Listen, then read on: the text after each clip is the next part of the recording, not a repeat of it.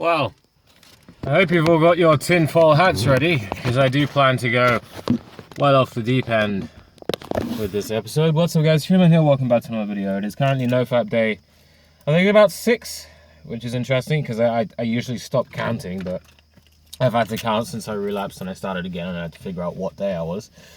And today I wanted to start with a very, very controversial topic that is kind of difficult to talk about because we've already have pre-programmed responses as to how to act and behave when you hear and see this kind of words and when you examine this kind of behavior that I'm about to describe. And but before that, let me give you an analogy. Imagine everyone is at a pub. They're sitting outside in the smoking area, all around tables and whatever, lots of people around the people. And someone gets up after spilling beer all over themselves, clearly slightly inebriated, and says, "Oh my God, I'm such an idiot," or something along those lines. Now, all the other people around them are going to be like, haha, encouraging it. Yes, you are an idiot. Ha ha ha, look at this idiot, blah, blah, blah. In good taste, some in good taste, a few retards not. That's typical. Now, imagine that same person wasn't drunk and he actually just figured out the cure for some sort of disease. And he gets up and says, oh my, like in the spur of the moment, he says, "Oh my God, I'm such a genius." What do you think everyone else is going to say to him? They're going to say, "Get off your high horse. Oh, look at this guy over here, thinks he's all that. Oh, shut up and have a drink." Blah, blah, blah. It's all going to be negative. Because we live in a society right now whereby we are all crabs in a bucket. And that's deliberately engineered.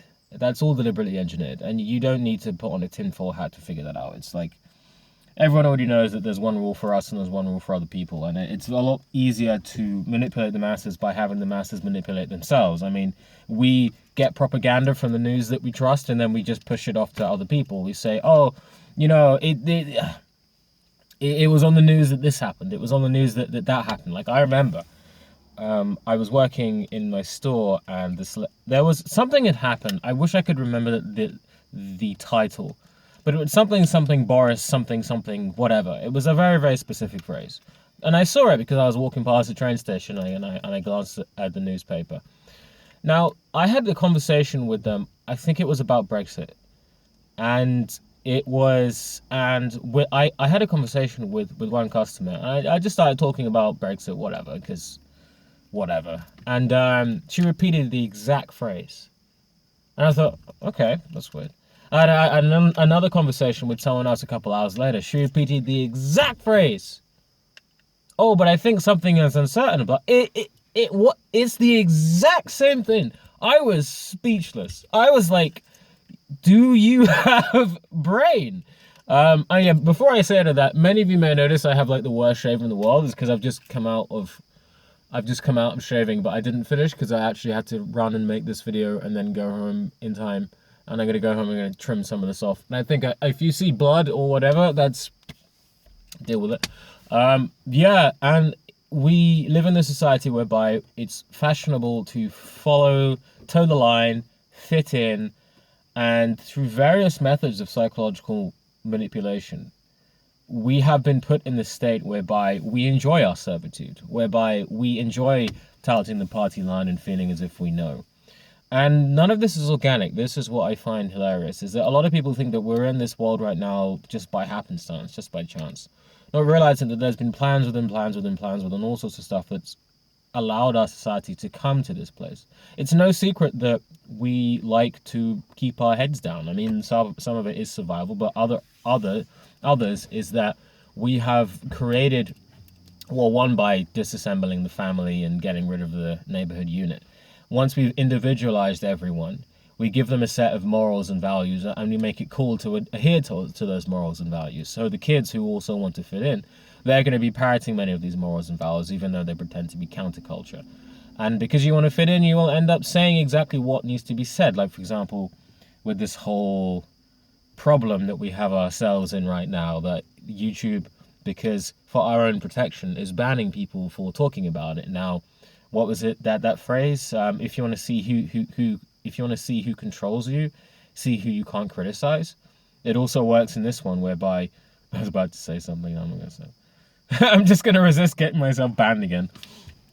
It's the same thing here, whereby if you want to see something that's a crock of shite, you see what people are being shut down for being for talking about, like some of the LGBT stuff. And like, for example, the fact that homosexuality is environmental, that's been proven again and again. Even the most recent study showed that like 80%, if not more, of people who are homosexual came because of very, very specific environmental factors. There is no gay gene. There never has been a gay gene. It's environmental. That doesn't mean that homosexual people are somehow wrong or somehow invalid or anything else like that. It's just that it blows a hole in this whole devolution movement where they try and parade around the street with freaking rainbow colors, dressed up half naked, as if somehow this is some natural state of the human evolution. Well, it's not. It's like, cancer is environmental. We don't celebrate cancer. Oh wait, we do, because it's profitable. Oh, okay, I'm gonna get myself banned. Wow. But anyway, where I was going with all this was that recently, in a lot of one's life, especially when one follows a path similar to mine, where you're just constantly researching, you're just constantly challenging, and more specifically, you find that you're the kind of person who always seems to, it's almost like you feel like you're on the outside, but the people on the inside are just stupid. Do you know what I mean? And for years I've been wrestling with this problem that this one, on one hand, not allowing my ego to get too overly inflated, but also on the other hand, slowly coming to the realization that the vast majority of people are not very smart. And I do have an above average IQ. And remember my analogy at the beginning about the crabs in the bucket, is that we have a stigma around smart people. We have a stigma around people who want to talk about being smart because it makes us feel bad. Not realizing that actually, despite what research says, IQ can be changed.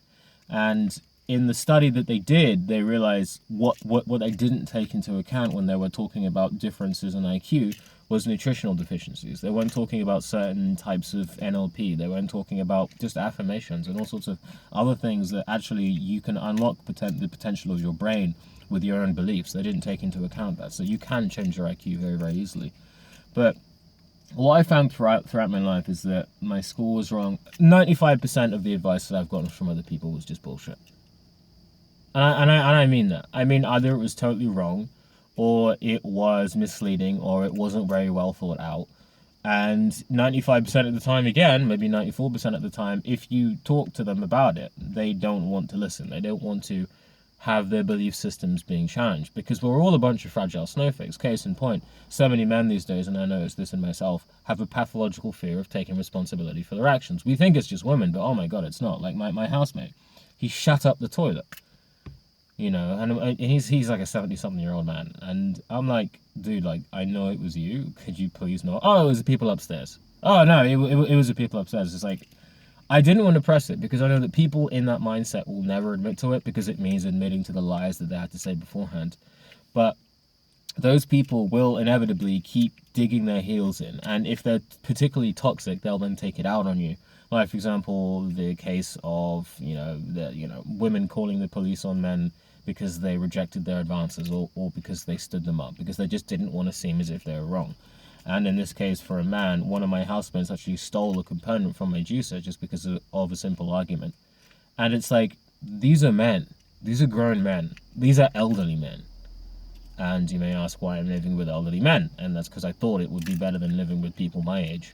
Then I realized it kind of isn't. They're just as messy. They're just as annoying. And I can't believe I'm dealing with this sort of behavior. But this is synonymous with so many things that are going on, is that people are afraid to take responsibility for their actions. And in a roundabout way, I can see that with myself as well because of fear. Obviously, in my last episode, I was talking about how fear will keep you pathologically avoiding things that remind you of that fear. And that's not just physically avoiding, that's also mentally avoiding. So you find the people who would just have massive holes in their arguments and massive holes in there's a not very good congruence between their behavior and their actions, which I'm not immune to that, of course. My train of thought is gone. So they're not congruent. So you can see that with fear, you will avoid wanting to accept and wanting to talk about these things. And I realized that my life was really a blessing in disguise, because having been ostracized, having had to reject so much of the mainstream just to survive, I realized that I found myself organically in a place whereby it seems like everyone else is just so weird. And that's not because I'm, again, I have to do an episode about levels of thinking, and it's a term that I came up for certain levels of thinking that we find a lot of people are at. Say, for example, there's someone on a very low level of thinking whereby you have to clarify, I'm not sexist, but I'm not saying that I'm better than everyone. It's like, of course I'm not saying that I'm better than everyone. That's a level of thinking that's just fucking stupid. And it's the same thing whenever you talk about what some women do, and then not all women do that. It's like, you're at such a fucking low level. It's ridiculous. Of course. Why do I have to clarify that? Are you that stupid? Of course I'm not fucking saying that. Now, again, there are people who do think that and who do have those assumptions, but it's just, I'm not saying that I'm the only one. And I realize that as you grow up, as you grow older, you start to see that it's not so much a tinfoil hat thing. It's that most people are full of opinions about how you should live your life, but what they don't realize is that their life isn't even theirs. All of your lives are just copy-pasted from what society has told you what to do. But then when you get into a healthy form of individualism, you find that you are unique. And you are so unique that the very freaking thought of someone telling you to do something with your life is absolutely ludicrous. Once you have the beginnings of education, once you've educated, if you've been raised well, which who the hell is, you'll find yourself in a position whereby you will only ever go and try and get advice for things that you are trying to do. Like, for example, you're trying to make some blog or something, then you would get advice from a blogger. That's different. But this world is full of people telling you what to think, telling you what to live, telling you what to do with the rest of your life. That's what 95% of this, that's why I say 95% of the advice that I got was total horseshit. And I spent the last how many years unpacking all this horseshit, and realizing that we really don't need to do that. So now I just need to check the time without showing my location again. 12 minutes 55. Okay, still good. And most of, I need a vape.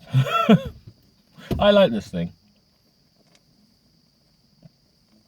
It's ludicrously low power, and it produces only a tiny amount of smoke, so it's good for controlling and like you have those massive vapes that you see people inhale, and it's like, what a waste. I mean, yes, you get a lot of smoke in you, but the amount of smoke that gets out of you, only a fraction of the nicotine is actually absorbed. So you see people that have crazily high voltages, just like trying to do their best nuclear power plant impression, and it's like excuse me, and it's like you're not even absorbing all of it, so it's better to have a smaller volt, a smaller amp, and then just take your time. But the thing with nicotine is you want more, so more smoke, and you burn through so many nicotine. I've got nicotine salts, so a bit better than those flavored stuff. Anyway, what I'm trying to say is that even I'm still struggling with this right now, whereby once you've come into your own, you will find that you are so alien to so many people, to so many ideas, to so many levels of thinking, to so many memes, to so many, I mean like actual memes, not 4chan memes, as in like ideas, that you'll just sometimes feel as if you're a total outsider. But the desire to fit in can be so overwhelming that it's very easy to repress those desires and to repress those thoughts that something is wrong. And so you'll keep trying to, it's like how many people can tell me about times where they had to cut themselves off from friends or whatever because it's just like, you're a fucking idiot. It's like I have had to do that.